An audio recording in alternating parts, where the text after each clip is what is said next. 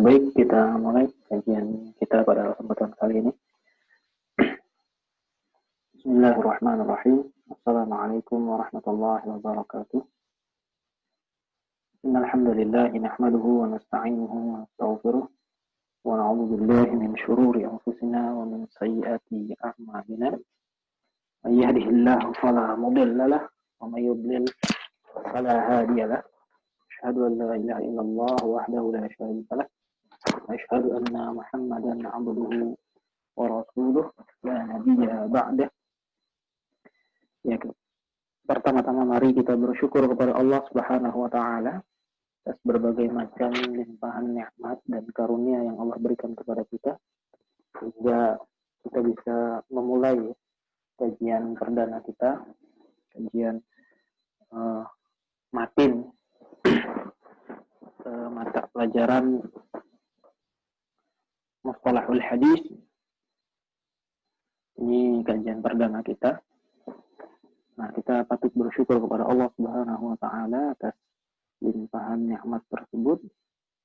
Dan tak lupa kita aturkan sholawat serta salam kepada junjungan kita Nabi Muhammad sallallahu alaihi wasallam, juga kepada keluarga, para sahabat dan para pengikut beliau hingga akhir zaman. Ya, sebelumnya saya kalau bahasa Banjar itu ulun memohon maaf ya.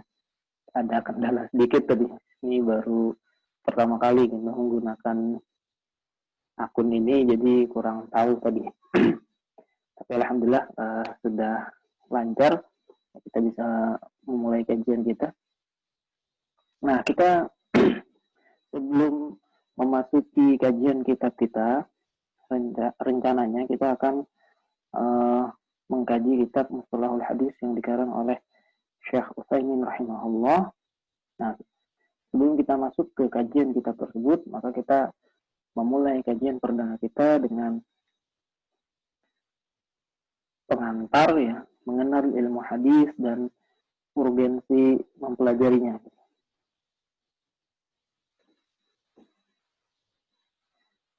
Apakah masih kurang jelas ya? Mudah-mudahan ini sudah maksimal ya, volumenya. Mengenal ilmu hadis dan urgensi mempelajarinya.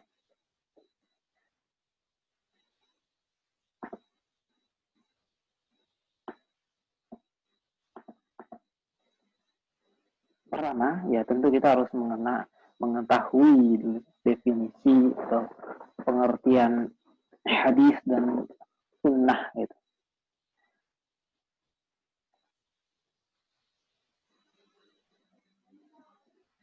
Hadis dan sunnah secara bahasa, pertama hadis gitu.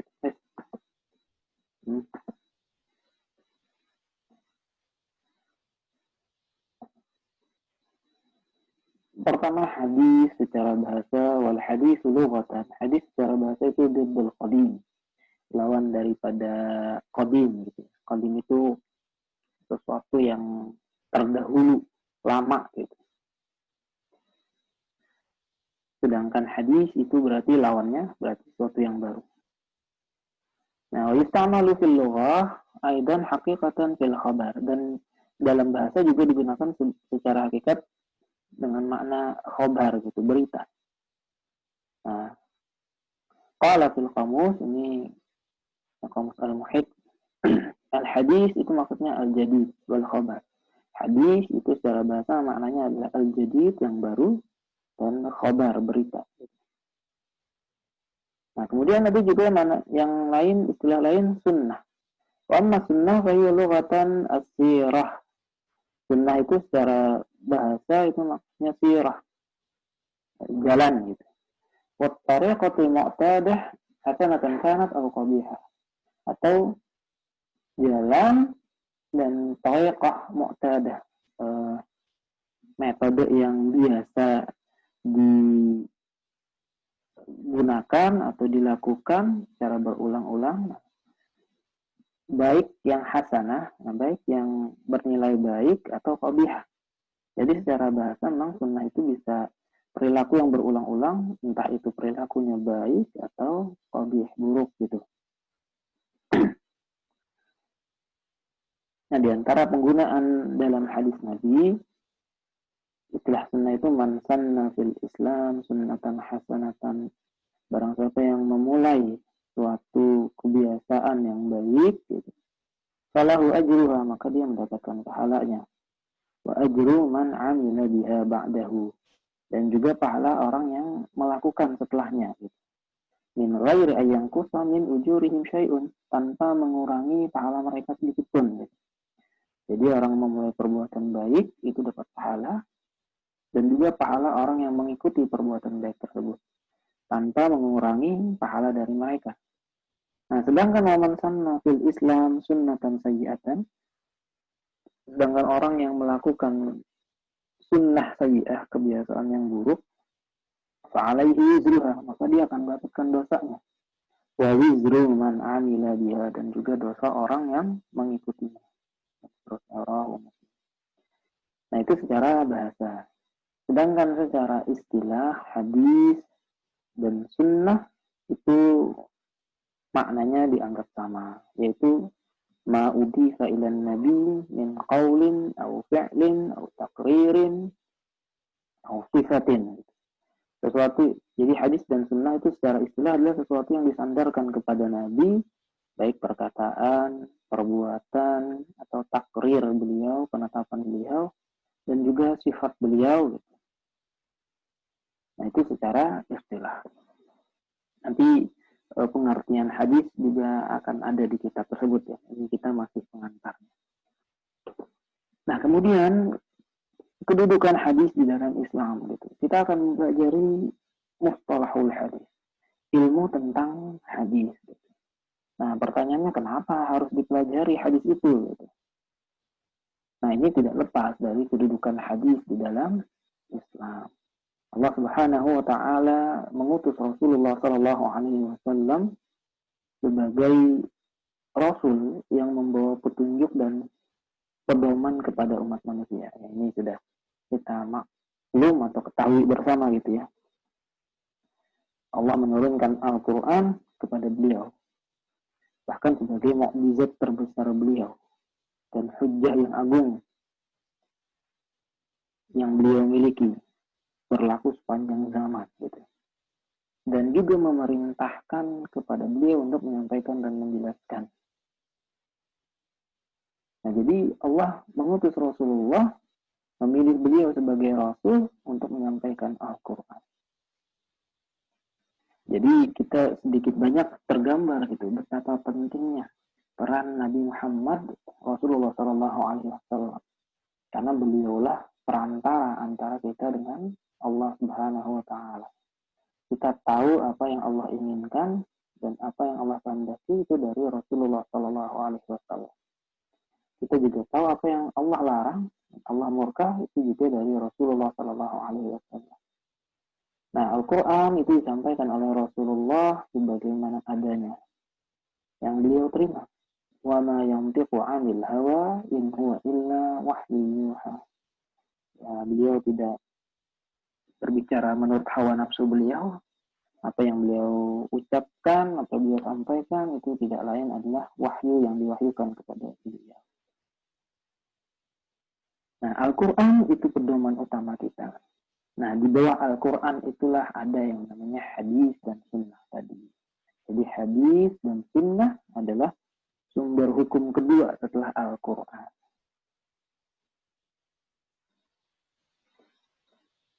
Nah, kemudian kita mengetahui hadis adalah atau sunnah adalah sumber hukum kedua setelah Al-Quran. Terus apa dalilnya? Apa dalil kehujjahan dari hadis itu? Dari mana kita bisa mengetahui kehujjahan hadis itu? Nah, Syekh Ajaz Al-Khatib dalam kitab beliau Ushul Hadis itu menyebutkan ada 4 gitu ya, 4 kelompok dalil tentang kehujjahan gitu, nilai dari hadis Rasulullah Sallallahu Alaihi Wasallam. Yang pertama karena keimanan. Orang-orang yang beriman kepada Allah itu mengharuskan juga beriman kepada Rasulullah Sallallahu Alaihi Wasallam. Dan tentu selain beriman kepada pribadi beliau bahwa beliau adalah utusan Allah, ya, kita juga harus beriman terhadap apa yang beliau bawa. Nah, Allah Subhanahu wa taala menegaskan di dalam surah An-Nisa misalnya, ya ayyuhalladzina aminu billahi wa rasulihi wal kitabil ladzi nazzala ala rasulih. Orang-orang yang beriman, berimanlah kepada Allah dan kepada Rasulnya dan kepada kitab yang Allah turunkan kepada Rasul. Kita disuruh beriman kepada Allah, beriman kepada Rasulullah, dan juga beriman kepada kitab yang Allah turunkan. Orang yang beriman kepada Allah tentu juga harus beriman kepada Rasulullah dan juga beriman kepada apa yang beliau bawa. Fa'aminu billahi wa rasulihi, dan berimanlah kepada Allah dan kepada Rasulnya. Nabiyul ummi, nabi yang ummi, nabi yang ummi, tidak mengenal baca dan tulis. Alladzina yu'minuna billahi wa kalimatihi wattabi'uhu la'allakum tahtadun. Nabi yang ummi yang beriman kepada Allah dan kalimatnya. Wattabi'u gitu. Dan ikutilah dia. La'allakum tahtadun, agar kalian menjadi orang yang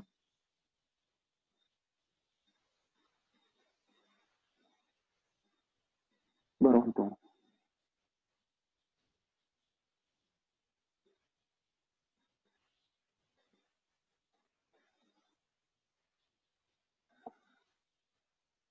Kita lanjutkan. Nah, mengomentari hal ini kutipan di kitab Ushul Hadis di Qala Imam Asy-Syafi'i rahimahullah, Imam Asy-Syafi'i rahimahullah mengatakan faja'ala kamala ibtida'il iman. Allah menjadikan kesempurnaan permulaan iman alladzi ma siwahu tab'un lahu al-iman billah tsumma bi rasul. Ya, kesempurnaan iman yang selainnya itu menjadi pengikut saja gitu. Yaitu iman kepada Allah juga kemudian iman kepada Rasul. Nah, Rasul dan Rasul itu adalah aminun ala syara'illah, penjaga atas syariat Allah. La yuballighu fi amri din illa ma yuha ilaih. Rasulullah itu tidak mungkin menyampaikan dalam perkara agama ini kecuali apa yang diwahyukan kepada beliau. Famuqtadar risalah wal ismah, tuntutan daripada risalah dan kemaksuman Rasul, yujibul i'timad ala sunnah, maka mewajibkan berpegang kepada sunnah, wal ihtijaj biha, dan juga wal ihtijaj biha gitu, dan juga berhujjah dengan as-sunnah tadi. Wa ta'assi bi sahibihi alaihi salatu wassalam, dan juga mengikuti, meneladani akan sahib sunnah tadi, yaitu meneladani Rasulullah sallallahu alaihi wasallam. Nah, jadi karena keimanan kita kepada Allah itu juga mengharuskan keimanan kita kepada Rasulullah. Keimanan kita kepada juga apa yang beliau bawa juga. Karena itu unik jika ada orang yang mengingkari as-sunnah tapi dia beriman kepada Al-Quran gitu. Itu unik.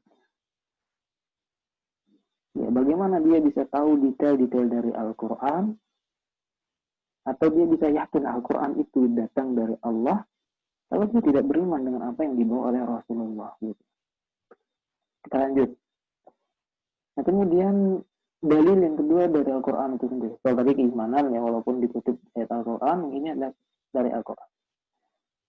Allah berfirman, ya ayyuhalladzina amanu wa athi'ullaha wa athi'ur rasul wa ulil amri minkum fa in tanaza'tum fi syai'in farudduhu ila Allah wal rasul. In kuntum tu'minuna billah wal yawmil akhir, dzalika khairu wa ahsanu ta'wila. Hai orang-orang yang beriman, taatilah Allah, taatilah Rasul. dan ulil amri minkum. Allah menyandingkan ketaatan kepada Allah juga kepada ketaatan kepada Rasulnya. Al-Quran sendiri yang memerintahkan. Kalau beriman kepada Al-Quran, maka beriman kepada ayat ini. Gitu. Kemudian wa'ati Allah wa'ati Rasul, taatilah Allah dan taatilah Rasul. Gitu. Kemudian mayyuti'ir Rasul faqad ata Allah. Barang siapa yang mentaati Rasul, maka sungguh dia telah mentaati Allah. Wa ma ataakumur rasul fakhudhuhu wa ma nahakum anhu fantahu. Dan apa-apa yang Rasul bawa, khudhuhu, ambillah gitu. Wa ma nahakum, dan apa yang beliau larang, anhu fantahu, maka jauhilah gitu. Itu dalil dari Al-Quran. Kemudian dalil dari As-Sunnah. Taraktu fikum amrayni lam tadillu ma tamassaktum bihima. Kitabillah wa sunnati. Gitu.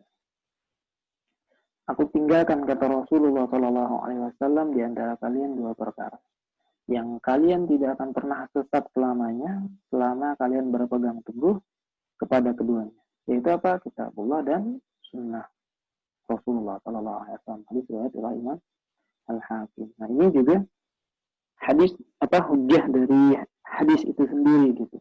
Bahwa Rasul sudah menjelaskan, menyampaikan bahwa kita disuruh berpegang teguh kepada Al-Quran dan As-Sunnah. Nah, terakhir, ijma' kata Syekh Ajin Al-Khatib. Seluruh ulama sepakat menjadikan As-Sunnah sebagai sumber utama setelah Al-Quran. Nah, dengan 4 hujjah ini, maka kuatlah fondasi keyakinan kita terhadap hadis ataupun As-Sunnah tadi. Bila kita beriman kepada Allah, maka kita harus beriman kepada Rasulullah. Beriman kepada Al-Quran, Al-Quran memerintahkan kita untuk mentaati Rasulullah. Beriman kepada As-Sunnah, kita disuruh berpegang kepada Kitabullah dan Sunnah Rasulullah. Dan ijma' para ulama, kesepakatan para ulama menjadikan As-Sunnah sebagai sumber hukum, sumber utama setelah Al-Quran. Jadi sumber dalil gitu ya, sumber hukum atau dalil dalam Islam yang disepakati itu kan ada 4, Al-Quran, Sunnah, Ijma' dan Qiyas gitu. Dan sementara di luar itu ada dalil-dalil yang diperselisihkan gitu. Nah, Ijma' ini dalil yang sangat kuat setelah As-Sunnah, karena para ulama sepakat gitu. Jadi ketika para ulama sudah sepakat, ya tentu yang bukan ulama tidak dihitung lagi. Ulama saja sudah sepakat gitu, apalagi kita yang bukan ulama gitu, tentu tidak ada fungsinya lagi bersuara gitu. Allah. Nah itu dalil-dalil kehujahan As-Sunnah. Kemudian ini posisi hadis terhadap Al-Quran atau hubungan antara Al-Quran dengan As-Sunnah. Jadi kalau disebut hadis maupun As-Sunnah, maksud tadi sama kan? Istilah gitu, karena sering istilahnya tercampur-campur gitu ketika menyebutnya. Nah, para ulama itu menyebutkan hubungan antara Al-Quran dan As-Sunnah itu ada 3 jenis. Gitu. Ada 3 jenis hubungan antara Al-Quran dan As-Sunnah. Yang pertama, jenis yang pertama adalah qismun mu'akkidun wa mu'ayyidun lima ja'a bihi Al-Quran.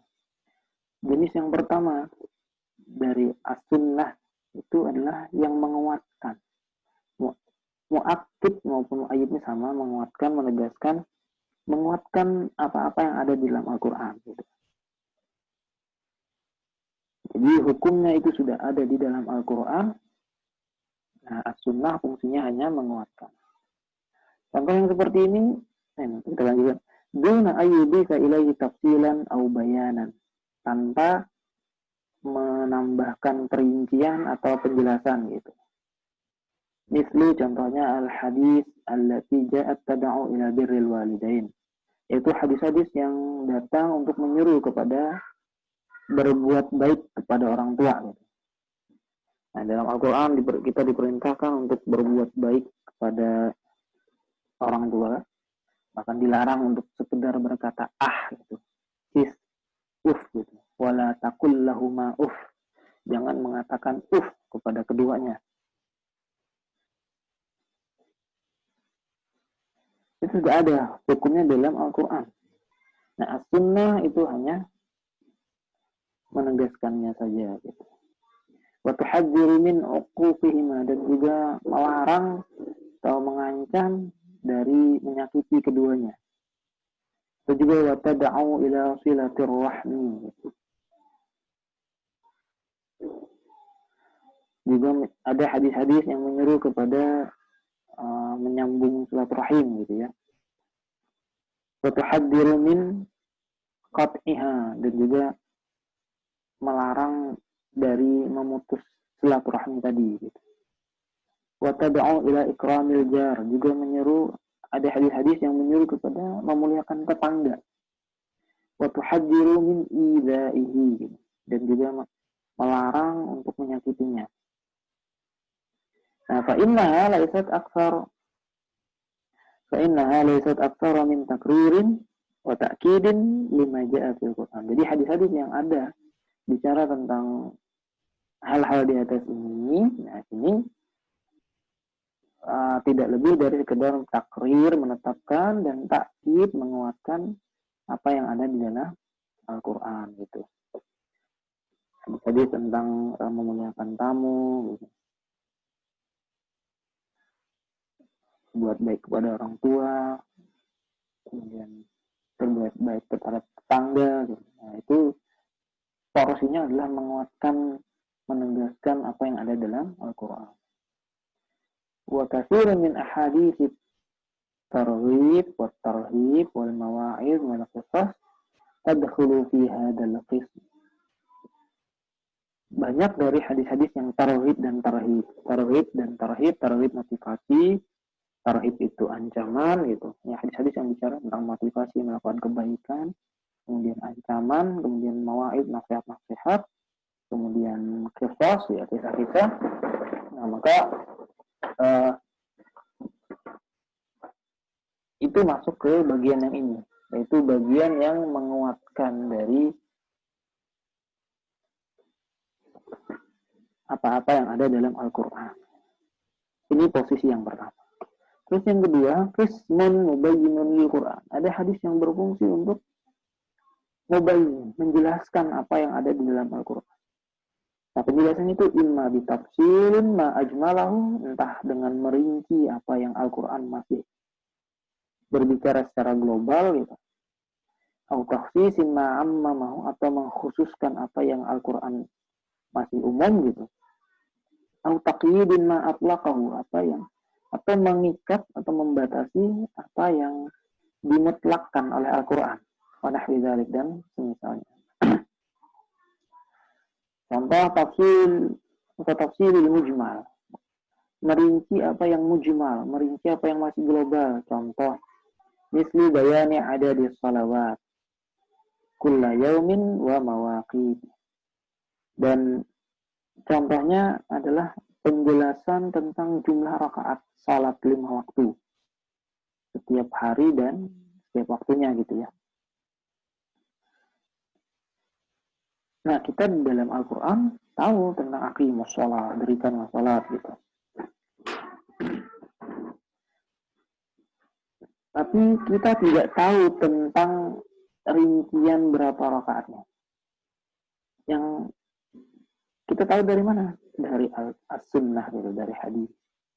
Ini juga ada di rakaatnya ini adat salat, maksudnya jumlah salat wajibnya ada berapa ya. Kemudian adat rakaat ini jumlah rakaatnya berapa. Termasuk wa kaifiyatis shalah, dan juga tata cara salatnya. Wa ghairi dzalik, dan yang lainnya gitu. Nah, mimma yu'tabaru yang dianggap sebagai bayan, sebagai penjelasan dari firman Allah wa aqimus shalah, dan dirikanlah salat, tegakkanlah salat. Allah hanya berfirman aqimus shalah. Nah, rinciannya dari yang aqimus shalahnya apa? Kita temukan di dalam hadis Rasul sallallahu alaihi wasallam, jumlah rakaatnya, jumlah salatnya, kapan waktunya, gitu, tata caranya. Ini yang tafsil al-mujmal, perincian dari yang global. Misli dzalik, dan contoh yang lain juga bayanu amsibatuz zakah. Ya. Penjelasan tentang bagian-bagian zakat, wa amwaliha, dan jenis-jenis hartanya, wa maqadiril wajib fiha, dan ukuran berapa wajibnya gitu. Ya. Dari mana kita tahu batas wajib zakat, atau kita istilahkan dengan haul, nisab gitu. Haul 1 tahun, nisab batasnya berapa gitu. Nah itu datang atau kita ketahui dari hadis maupun as-sunnah tadi. Nah, wa mata tajibu ila ghairi dzalik, dan kapan juga wajibnya gitu. Nah, bayanan sebagai penjelasan di qauli ta'ala wa atuz zakah. Penjelasan dari atuz zakah. Berikanlah zakat, keluarkanlah zakat. Ini masih global. Tata caranya bagaimana? Kapan waktunya? Siapa yang wajib? Pada siapa yang dikeluarkan? Itu kita ketahui dari as-sunnah. Wa mithlu dzalik yuqalu fi shiyam wal hajj, dan ya, selainnya dalam puasa, dalam haji, hudud, dalam had ya, hukum pidana, wal bai', jual beli, kemudian roda, menyusui, ghair, dan selainnya. Ini yang masih ada ini apa tadi? Tafsil mujmal. Kemudian takhsisul am, mengkhususkan yang umum. Mislu, contohnya kasril warasah, membatasi waris. Alladzina zakarahumullahu fi kitabihi ala ghairil qatil, yang Allah sebutkan di dalam kitabnya selain daripada si qatil, si pembunuh. Ayat yang berbicara tentang waris dalam Al-Quran itu masih umum. Jadi selama masih terikat kekerabatan kan, dengan rincian-rinciannya, itu dapat waris. Tidak ada pembatasan tentang qatil, si pembunuh. Nah, yang membatasi apa? Membatasi adalah as-sunnah, yaitu dengan la mirasa lil qatil.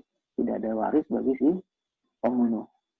Jika ada orang ingin mempercepat dapat warisan, saking maunya gitu ya dapat harta warisan, dia bunuh orang tuanya gitu.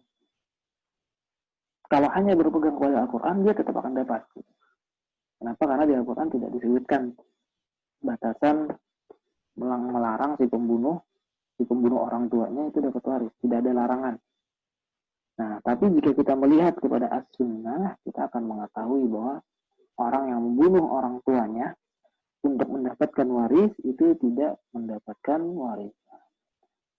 Berdasarkan hadis ini, la mirasa lil qatil. Kemudian taqyidul mutlak, membatasi yang mutlak, yang mutlaknya yang tanpa terikat gitu. Mislu, contohnya taqyidul wasiyah, membatasi wasiat. Dalam firman Allah, kutiba alaikum idza hadara ahadakumul maut in taraka khairan lil wasiyah lil walidaini wal aqrabin bil ma'ruf haqqan 'alal muttaqin. Intinya ini ayat yang berbicara tentang wasiat. Jika ada orang sudah sekarat, ya hendaklah dia berwasiat. Di sini ini tidak ada batasan berapa jumlah yang boleh diwasiatkan gitu. Bolehkah seseorang berwasiat habiskan hartanya untuk satu orang? Kalau hanya berpegang pada ayat ini tentu boleh, karena tidak ada larangannya. Ayat ini hanya memerintahkan untuk berwasiat. Nah, tapi ada hadis Rasul Shallallahu Alaihi Wasallam yang membatasi kemutlakan tersebut, yaitu bi an takuna fi hududis sulus, yaitu dengan batasan sepertiga saja. Di hadis al-sulus al-sulus kafir. Sepertiga saja kata Rasul. Dan sepertiga itu sudah banyak. Jadi ketika ada orang berwasiat, maka jumlah maksimal yang dia boleh wasiat itu hanya sepertiga berdasarkan hadis ini.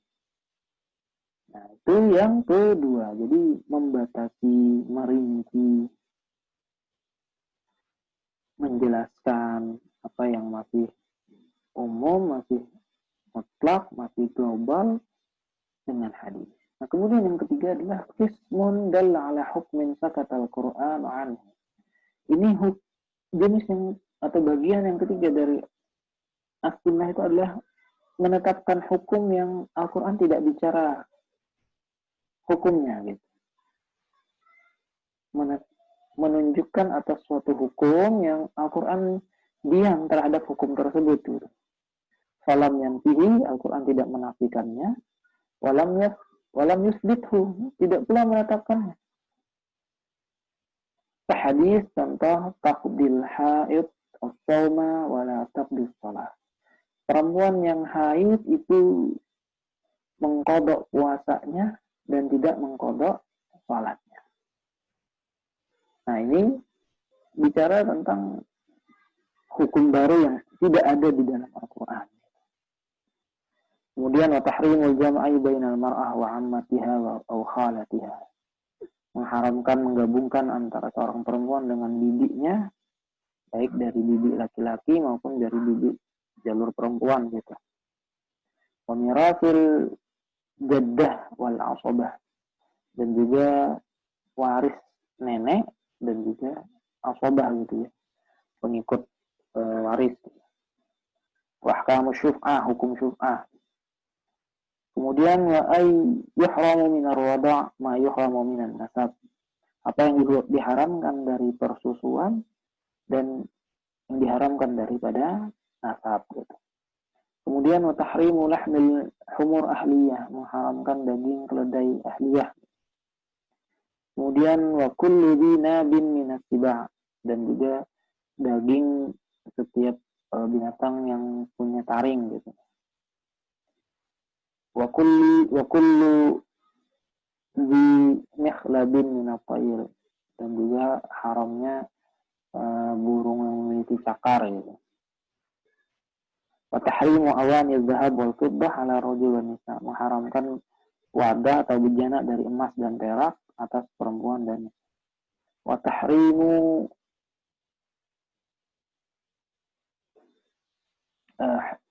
hilyat zahab wal harir ala rijal, perhiasan emas dan sutra dari atas laki-laki gitu. Nah, intinya bagian yang ketiga ini adalah hadis itu ada yang menetapkan suatu hukum yang Al-Quran itu tidak bicara tentang hukum tersebut. Gitu. Inilah contoh-contohnya. Nah, kemudian itu tadi posisi hadis dengan Al-Quran. Ada yang menguatkan, ada yang menjelaskan, ada yang menetapkan hukum baru. Sudah semakin tergambar tentang kenapa kita harus belajar ilmu hadis. Nah, kemudian baru kita masuk sedikit tentang ilmu hadis atau mustalahul hadis yang akan kita pelajari. Ada yang namanya al-mabadi al-ashrah, prinsip yang 10. Jadi setiap para ulama itu menyusun yang namanya prinsip yang 10 dari ilmu-ilmu syar'i yang kita pelajari gitu. Nah, ini apa istilahnya? Syairnya gitu. Syairnya yang dikarang oleh Syekh Al-Akhbari tentang prinsip yang 10 itu. Jadi kita ingin belajar ilmu hadis, ada prinsip 10 dari ilmu hadis yang harus kita ketahui. Kita ingin belajar ilmu tafsir, ada prinsip 10 dari ilmu tafsir yang harus kita ketahui. Ingin belajar ilmu nahwu juga seperti itu, usul fikih juga seperti itu. Nah, prinsip 10 ini secara umum sebenarnya gambaran umum tentang ilmu yang akan kita pelajari. Nah, inna mabadi'a kulli ilmin asyaratun. Sungguhnya ada prinsip dari setiap ilmu itu ada 10, yaitu al-haddu wal mawdu' summa samrah. Ada had, ada mawdu', ada samrah. 3. Kemudian wa fadluhu wa nisbatun wal wadi'u. Fadluhu, nisbah dan wadi'. 6 sudah. Ini 3. Wal ismu al-istimdadu hukmu syari'. Ada ismu, ada istimdad dan hukum syari'. 9 sudah. Kemudian terakhir masail. Jadi ada had, ada mawdu', ada samrah, ada fadlu, ada nisbah, ada wadi', ada isim, ada istimdad, ada hukum syari', ada masail. Sementara ini penutupnya wal ba'du bil ba'di iktafa wa man dara jami'a hadza syarata. Sesungguhnya prinsip setiap ilmu itu ada 10, ada had definisi, ada mawdu', ada tafsir, ada samrah, ada buahnya, buah mempelajari ilmu. Kemudian wafadlu, ada keutamaan mempelajari ilmu itu. Kemudian nisbah ilmu tersebut kemana. Kemudian wadi', siapa pengarang ilmu, pencipta ilmu tersebut. Kemudian ismu, nama ilmu tersebut apa. Kemudian istimdad, sumber pengambilannya dari mana. Kemudian hukmu syari', hukum mempelajarinya apa. Kemudian masalah-masalah yang dipelajari dalam situ apa gitu. Jadi ada 10 ini yang terkait dalam setiap ilmu yang akan dipelajari. Ya, wal ba'du bil ba'di iktafa, dan setiap sebagian orang mencukupkan mempelajari sebagiannya saja. Sementara wa man dara jami'ah, dan seseorang yang menguasai seluruhnya, hadza syarafat, maka dia akan memperoleh kemuliaan. Kita masuk ke yang pertama. Inna mabadi'a kulli ilmin asyaratun. Sesungguhnya prinsip setiap ilmu ada 10. Al-haddu wal mawdu'u thumma samrah. Ini bagian pertama. Apa itu al-hadd? Ay ta'rif. Had itu pengertiannya. Ma huwa ta'rifu hadzal ilm? Apa pengertian ilmu yang kita pelajari ini?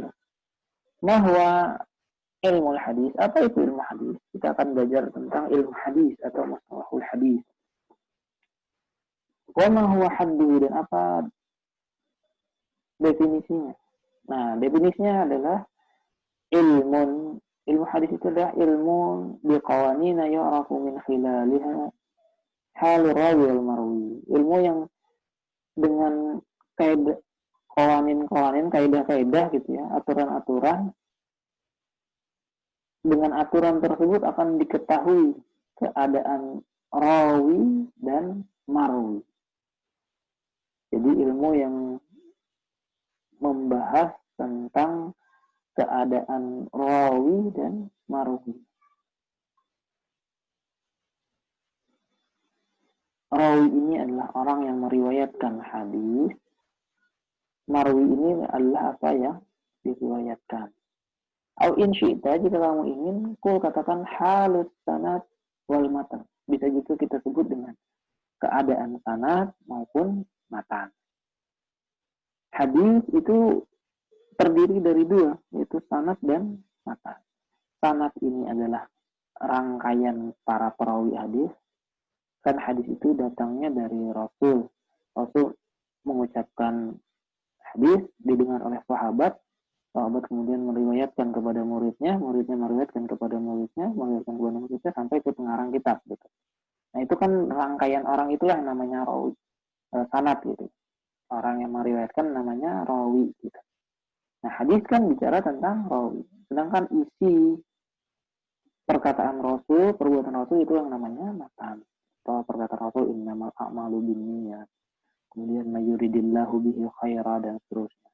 Itu matan.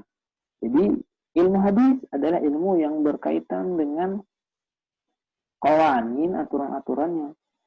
Dengan aturan tersebut akan diketahui keadaan para perawi dan keadaan yang diriwayatkan.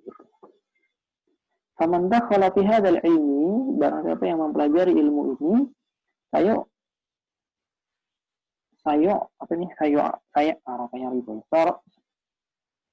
arifu Hala rawi wal marwi. Dia akan mengetahui keadaan para perawi dan marwi. Nah, ini definisinya. Kemudian maudhu topiknya. Ilmu hadis itu topiknya apa? Ya berarti berkaitan dengan sanad dan matan gitu. Ilmu mustalahul hadis yang kita pelajari itu nanti kaitannya dengan sanad dan matan.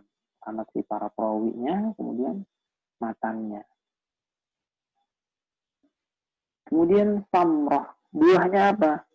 Buah mempelajari ilmu hadis ini nanti adalah tamyizu kalami Rasulullah wa tamhis suha.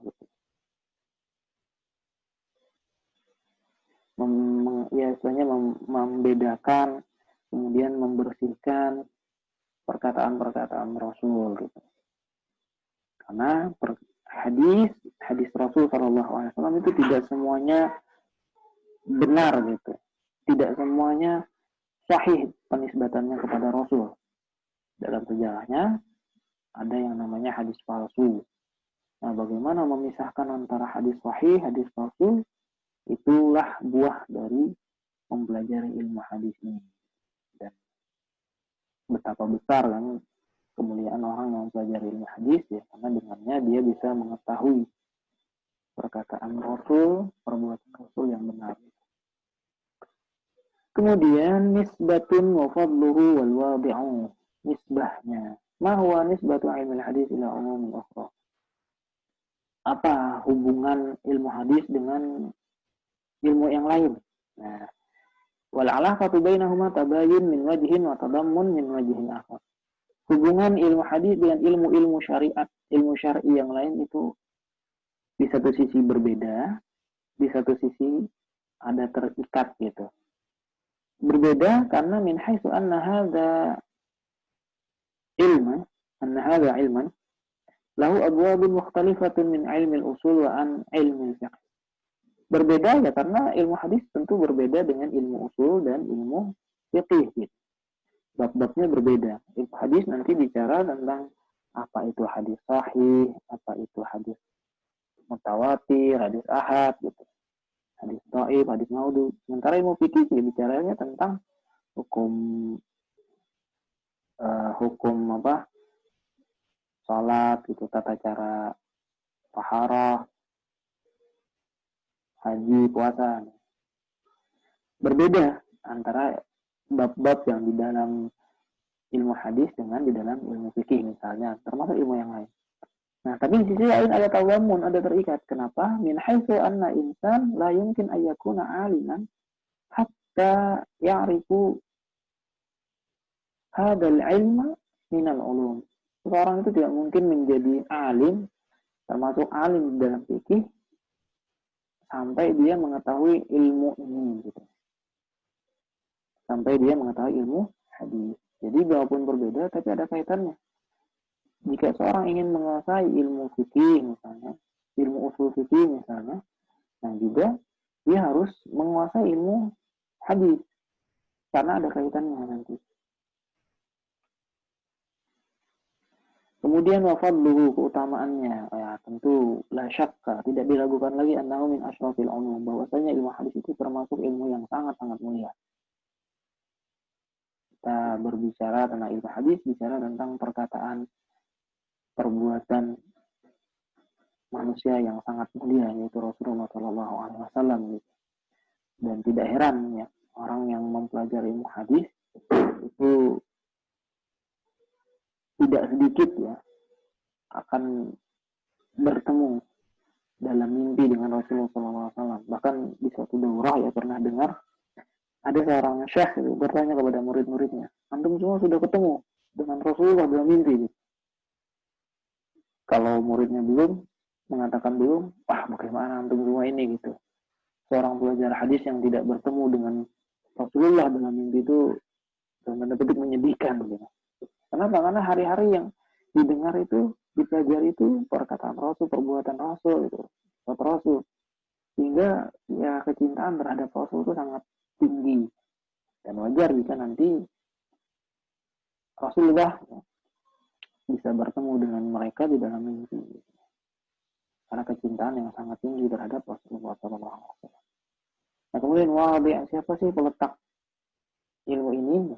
Ulama berbeda pendapat, cuman yang dipilih di sini adalah siapa pengarang, pencipta, peletak dasar-dasar ilmu ini, yaitu Al-Qadi Abu Muhammad Roma Hurmuzi, gitu, yang meninggal pada tahun 360 Hijriah. Di dalam kitab beliau Al-Muhadditsul Fasil Bainar Rawi wal Marwi. Jadi peletak dasar ilmu mustalahul hadis itu adalah Al-Qadi Roma Hurmuzi yang wafat pada tahun 360 Hijriah.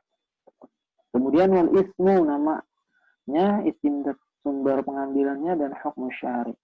Isim, nama dari ilmu ini adalah, ada yang menyebut mustalahul hadis, ada usulul hadis, ada ulumul hadis, ada qawaidul hadis, ada pula mustalahu ahlil asar gitu. Itu nama-namanya gitu. Kemudian istimdadnya, sumbernya min aina yustamaddu hadzal ilm. Nah, ilmu ini diambil dari mana? Yustamaddu min kalamin a'immah, min kalami ahli ilm. Diambil dari perkataannya imam-imam, para ulama gitu. Karena kita nanti tahu, oh hadis ini sahih itu dari penjelasan para ulama. Oh hadis ini terputus sanadnya itu dari penjelasan para ulama. Oh ini keadaan si rawinya itu dipercaya atau tidak, jujur atau tidak gitu. Hafalannya kuat atau tidak, itu jadi perkataan para ulama. Kemudian hukum syari, hukum mempelajari ilmu hadis itu apa? Hukmu ta'allumi ilmu mustalahil hadis. Nah, hukmu ta'allumihi fardu kifayatin. Hukumnya adalah fardu kifayah. Karena meskipun fardu kifayah, kita yang mempelajari ini ya jangan merasa berkecil hati gitu. Ya sudah ada yang lain mengerjakan, kita tidak perlu. Bukan seperti itu. Selama kita masih bisa untuk mendapatkan peluang pahala, ya kita manfaatkan. Ya, mudah-mudahan dengan yang kita lakukan itu mendapatkan ridho dari Allah Subhanahu wa taala. Dan yang penting ya menjadi pengantar bagi kita untuk masuk ke dalam surganya gitu. Kemudian masail wal ba'du bil ba'di iktafa wa man darra jami' hadza syarat. Masailnya apa? Tata'allaqu bil isnad min haitsu ittisal wal inqita' wat tadlis wa ma syaba. Ya berkaitan nanti dengan sanad. Itu kalau sanad berarti terkait dengan apakah sanadnya para perawinya itu bertemukah atau terputuskah atau tadlis gitu.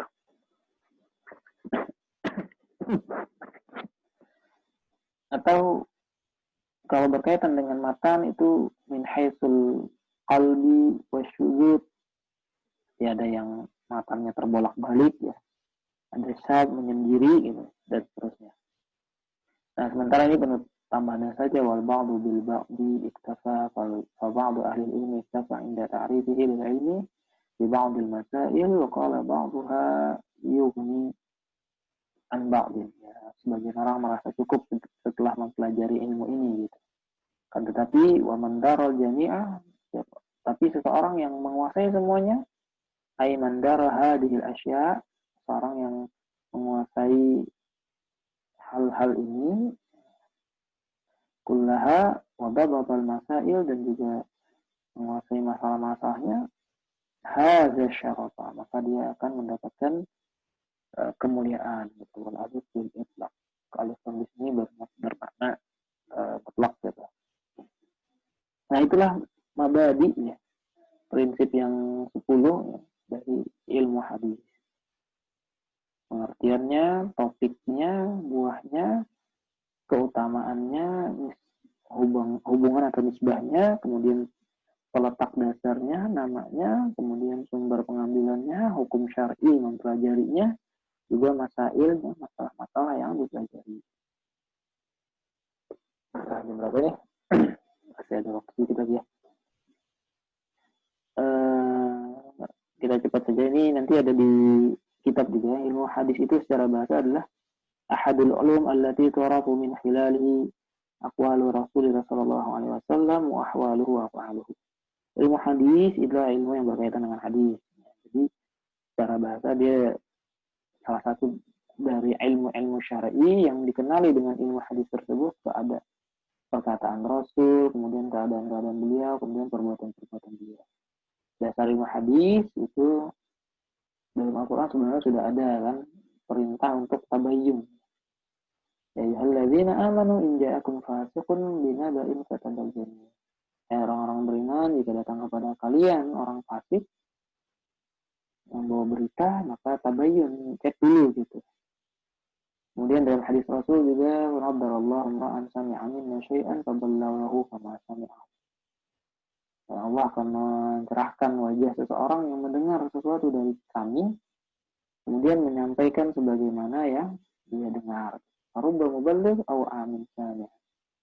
Ya, bisa jadi orang yang menyampaikan itu lebih tahu daripada yang muballigh berarti. Muballigh. Rubba muballighin aw amin sami'. Ya, bisa jadi orang yang menyampaikan akan lebih tahu daripada yang mendengar. Gitu. Harusnya muballigh mungkin. Wa fi riwayatin, dan dalam sebuah riwayat, farubba hamil fiqhin ila man huwa afqahu minhu. Ya boleh jadi, bisa jadi orang yang membawa sebuah fiqh, pemahaman, kepada orang yang lebih paham.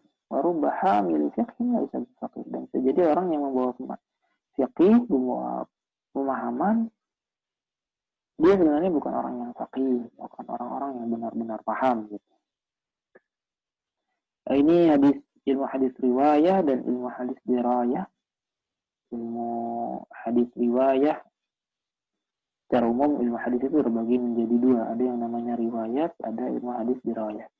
Ilmu hadis riwayah itu ilmu hadis yang berbicara tentang periwayatan gitu. Periwayatan hadis-hadis Rasul Shallallahu Alaihi Wasallam. Syekh Hafiz Hasan Mas'udi Al-Azhari dalam kitab beliau Minhatul Mawlid mengatakan ilmu hadis riwayat itu adalah ilmu yashtamilu ala naqli ma udifa ilan, ilmu yang mencakup atas penukilan apa yang disandarkan kepada Nabi, qaulan, fi'lan, taqriran, sifatan. Intinya ini lebih ke periwayatannya saja. Misal ketika kita bicara tentang hadis-hadis dalam kitab Sahih Bukhari, nah itu hadis-hadis yang bicara tentang periwayatannya saja. Hadis-hadis yang diriwayatkan oleh Imam Bukhari, hadis-hadis yang diriwayatkan oleh Imam Muslim. Gitu. Kalau ini definisi menurut Syekh Nuruddin Aitir. Gitu. Ilmun yashtamilu ala aqwalin Nabi sallallahu alaihi wasallam wa af'alihi wa riwayatihi wa dawatihi wa tahriri al-qawm. Ilmu yang mencakup atas perkataan-perkataan Nabi, perbuatan Nabi, dan riwayat-riwayat, termasuk menjelaskan tentang lafaz-lafaz yang beliau gunakan. Gitu. Nah, sementara pengertian ilmu hadis dirayah adalah ilmu, nah ini yang sebenarnya yang didefinisikan tadi. Ilmu mustalahul hadis itu ilmun biqawanina yurafu biha ahwalus sanad wal matan. Ilmu hadis atau ilmu hadis dirayah itu adalah ilmu yang dengan qawanin, ya, aturan-aturan yang dikenali dengan aturan tersebut, keadaan sanad dan matan. Nah, inilah yang akan kita pelajari nanti tentang aturan-aturan yang berkaitan dengan sanad dan matan. Nah, ilmu hadis ini dinamakan juga yang tadi usul hadis, ilmu usul riwayah, usul hadis, ilmu mustalahul hadis, mustalahu ahlil asar. Nah, ini terakhir, ini ya dua lagi. Urgensi mempelajari ilmu hadis. Pentingnya mempelajari ilmu hadis, tabharu ahamiyatu ilmu hadis fi kaunihi. Pentingnya mempelajari ilmu hadis itu karena keberadaan itu yahfazu ad-din Islam, menjaga agama Islam itu sendiri. Ilmu hadis itu ilmu yang sangat penting karena menjaga kemurnian, keotentikan sumber hukum yang kedua. Minat tazyib, wa tahrif, tabdil. Ya, dari kesesatan, dari perubahan, dari penyimpangan, ya, dari penggantian gitu. Kita bisa membayangkan seandainya tidak ada hadis-hadis yang dipastikan kebenarannya, kesahihannya, betapa kacaunya kan sumber hukum kita gitu. Orang akan bisa berkata apa saja, menghukumi apa saja, menilai apa saja semaunya. Tapi dengan adanya hadis sahih, hadis yang dipastikan kebenarannya, maka kaum muslimin jadi punya pegangan. Nah, untuk menilai mana yang benar dan yang salah. Lidzalika faqad hayya Allahu Subhanahu wa taala mayatani bi nususil hadis. Karena itu Allah Subhanahu wa taala mempersiapkan di antara hamba-hambanya orang yang mempunyai perhatian terhadap nas-nas hadis. Kemudian wa turuqi riwayatihi, dan juga metode-metode periwayatannya. Wal istidlal bihi, dan juga istidlal menjadikan hadis tersebut sebagai dalil. Libayan sahih min al-hadis an-nabawi min ad-dha'if aw al-mawdu'. Dengan menjelaskan hadis yang sahih dan daripada hadis dhaif dan maudhu' palsu. Wa hatta la yakhtalitu kalam Rasulullah sallallahu alaihi wasallam bi kalami ghairihi minan nas. Sehingga tidak tercampur perkataan Rasul dengan perkataan orang lain. Kemudian ilmu hadis yusilu ila ma'rifatis sahih minal ibadat. Nah, ilmu hadis juga menyampaikan kita kepada pengetahuan yang benar, yang sahih dari ibadah yang sahih gitu. Dengan hadis-hadis yang benar disandarkan kepada Rasul, akhirnya ibadah-ibadah yang kita lakukan itu juga sesuai dengan yang diajarkan oleh Rasul. Allati ja'a bihan nas 'ala Nabi sallallahu alaihi wasallam. Anin Nabi sallallahu alaihi wasallam. Yaitu datang dengannya itu nas dari Nabi sallallahu alaihi wasallam. Kemudian ilmu hadis yusilu ila husnil ihtida' bin Nabi sallallahu alaihi wasallam. Ilmu hadis juga menyampaikan kita kepada meneladani yang benar gitu ya, yang bagus, yang benar kepada Nabi. Dengan mengetahui hadis sahih yang benar, kita juga bisa meneladani Rasul dengan benar gitu. Haitsu la yakunu al-iqtida' illa bima sahha anhu. Tidak mungkin bisa meneladani Rasul kecuali dengan sesuatu yang sah, yang benar, yang tepat berasal dari Rasul gitu. Baik itu af'al, perbuatan, aqwal, perkataan, sifat, kemudian akhlak, dan juga muamalah, termasuk hubungan kita dengan sama manusia gitu. Ilmu hadis yusilu ila al-ibti'ad an at-tahdits bil kadzib an Rasulullah sallallahu alaihi wasallam. Hadis juga menyampaikan kita untuk menjauhkan diri dari berkata hadis, berkata harusnya tahdits, berkata dari perbuatan dusta atas nama Rasul sallallahu alaihi wasallam. Dengan hadis kita bisa membedakan mana yang hadis sahih dan mana yang hadis palsu gitu. Sehingga kita terhindar dari hadis-hadis yang palsu, terhindar dari perkataan-perkataan Rasul, perkataan-perkataan yang palsu yang disandarkan kepada Rasul. Terakhir, ilmu hadis yusilu ila hifdzil uqul wal kutubil ilmi. Ilmu hadis menyampaikan kepada penjagaan terhadap akal dan kitab-kitab ilmiah. Penjagaan dari khurafat, Israiliyat, yang tufsidul ibadat, yang merusak ibadah dan akal itu. Ya, dengan ilmu hadis yang benar kita ilmu yang kita pelajari ya, ibadah yang kita lakukan, perilaku yang kita amalkan itu terjaga secara ilmiah, tidak asal-asalan gitu. Karena semuanya dibangun dengan metode yang ilmiah. Sehingga semuanya bisa dapat dipertanggungjawabkan gitu. Apa landasannya melakukan ini, melakukan itu gitu. Wallahu ta'ala a'lam. Mungkin sampai di sini yang bisa ulun sampaikan. Nanti pertemuan selanjutnya baru kita akan masuk ke kitab Mustalahul Hadis yang dikarang oleh Syekh Utsaimin rahimahullah. Gambaran kitabnya seperti ini. Masih loading. Kalau tadi itu cuma pengetahuan yang berkaitan secara umum gitu tentang ilmu hadis. Insya tidak sampai seribet itu. Kalau di mustalahul hadis ya sebenarnya lebih banyak bicara tentang ta'rif awalnya ya, definisi gitu. Kemudian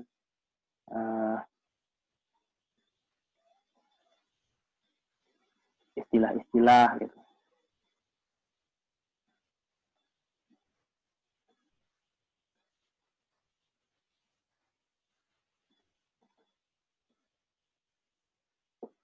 Nah ini gambaran kitabnya kan kitab ini Syekh karangan Syekh Utsaimin Mustalahul Hadis mengantar. Nah itu nanti pengertian hadis, apa itu khobar, apa itu asar, apa itu hadis qudsi, kemudian hadis mutawatir, hadis ahad, syaratnya apa, hadis sahih apa gitu.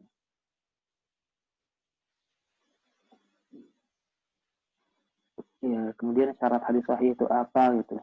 Sebentar ya yang bertanya. Nah, nanti sanad itu apa, kemudian terputusnya sanad. Ya, dan seperti itulah gambaran. Kalau tadi kan pengetahuan umum tentang hadis, kedudukan hadis, kehujahan hadis gitu. Nah, kita waktu ini sebenarnya sampai 10-20 tadi ya, agak telat sedikit. Baik, pertanyaan ada, apakah usul hadis itu sama dengan mustalah hadis? Ya, tadi sama. Itu hanya beda istilah gitu. Tadi kan nama lain dari ilmu hadis ini adalah mustalahul hadis, ada usul hadis, ada qaidul hadis, ada mustalahu ahli al-athar. Semuanya merujuk kepada satu maksud yang sama, yaitu ilmu yang berkaitan dengan hadis gitu. Nanti filenya insya Allah kalau yang PowerPoint tadi insya Allah nanti bisa dikirim ya. Akan nanti dicek saja.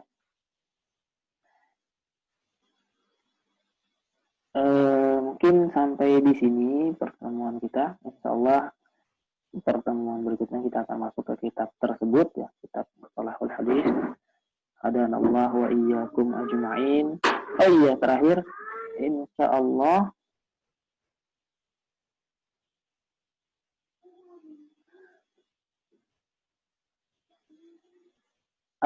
ini ada pertanyaan nih. Wallahu a'lam, tapi memang ada yang mengkritik seperti itu, tapi bukan berarti beliau tidak punya guru sama sekali gitu. Syekh Albani rahimahullah yang memiliki guru gitu. Dan siapapun yang mau jujur sebenarnya peran beliau terhadap hadis sangat besar sekali gitu. Terlepas apakah gurunya memenuhi syarat atau tidak oleh yang mengkritik gitu. Karena kalau dikatakan tidak memiliki guru sama sekali tidak mungkin. Beliau memiliki guru. Kemudian menghabiskan berjam-jam di maktabah memang benar ya. Kalau salah 8 sampai 12 jam di maktabah di perpustakaan. Tapi semua yang beliau lakukan itu ya walaupun mungkin ada kekurangan, ada kritik, bukan berarti beliau tidak ada manfaatnya sama sekali gitu. Apa yang beliau lakukan sudah sangat besar gitu. Dan ya satu indikator sederhananya ya banyak sekali orang yang mengakui beliau sebagai ahli hadis, ulama hadis gitu. Jadi kalau beliau hanya belajar dulu di maktabah, iya, tapi bukan berarti tidak punya guru. Ada gurunya. Syaratnya memang kalau apa istilahnya ya, kalau kita lihat sejarah para ulama dulu kan memang gurunya sampai ratusan, ribuan. Nah, memang Syekh Albani rahimahullah tidak sampai seperti itu gitu. Tapi kalau tidak punya guru sama sekali tidak mungkin juga. Saya agak lupa namanya. Ada salah seorang guru beliau gitu, cuman agak lupa namanya gitu. Kemudian apa ilmu mustalah hadis termasuk ilmu jarah wa ta'dil. Iya, jarah wa ta'dil sebenarnya bisa diistilahkan sebagai ilmu yang lebih khusus gitu daripada ilmu mustalahul hadis. Tapi dia masih ada kaitan dengan ilmu mustalahul hadis. Karena dalam mustalahul hadis nanti ada sedikit bahasan tentang apa itu jarah, apa itu ta'dil. Nah, tetapi untuk lebih rincinya, ya memang jarah dan ta'dil itu eh, bahasan yang lebih khusus lagi. Karena masing-masing ulama punya istilah tersendiri. Kemudian eh, bahkan perkataan Imam Bukhari misalnya fihi nadhar gitu. Komentar beliau terhadap seorang rawi itu ya ulama berbeda pendapat itu mengenai anunya. Apa maksud Imam Bukhari dengan fihi nadhar gitu. Fihi nadhar itu maksudnya orang ini ada yang perlu dilihat gitu, perlu diteliti. Tapi apa maksudnya? Nah, itu lebih khusus di jarah ta'dil. Kalau mustalah hadis lebih banyak sebenarnya berkaitan dengan tarif, istilah, ada disinggung tentang jarah dan ta'dil, syarat ta'dil, sampai di sana. Tapi detail tentang orang per orang itu masuk ke sub ilmu yang lebih khusus gitu. Sampai di sini dulu ya. Insya Allah nanti uh, kita bisa lanjutkan di pertemuan berikutnya. Iya tadi yang ingin saya sampaikan, insya Allah mulai minggu-minggu berikutnya, mulai pertemuan berikutnya kita akan mulai jam 9 gitu, jadi sampai jam 10. Ini kan 1 jam ya. Jadi supaya lebih cepat ya mulainya, kita jam 9 WITA sampai jam 10 WITA. Nah, jadi lebih cepat setengah jam dari jadwal seharusnya. Jadi mulai jam 9 sampai jam 10 ya. Sampai di sini saya cukupkan. Hadanallah wa iyyakum ajma'in. Assalamualaikum warahmatullahi wabarakatuh. Waalaikumsalam warahmatullahi wabarakatuh.